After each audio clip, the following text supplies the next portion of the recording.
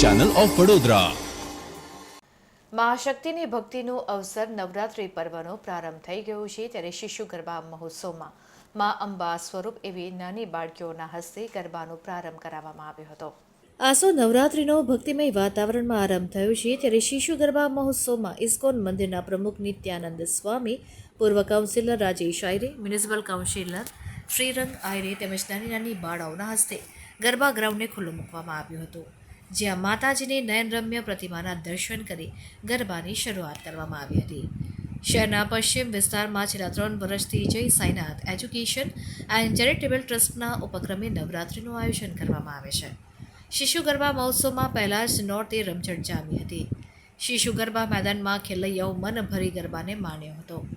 શિશુ ગરબામાં મહોત્સવમાં ગરબા બાદ માતાજીની આરતી પણ કરવામાં આવી હતી, જેમાં પૂર્વ કાઉન્સિલર રાજેશ આયરે, પૂર્ણિમા આયરે, મ્યુનિસિપલ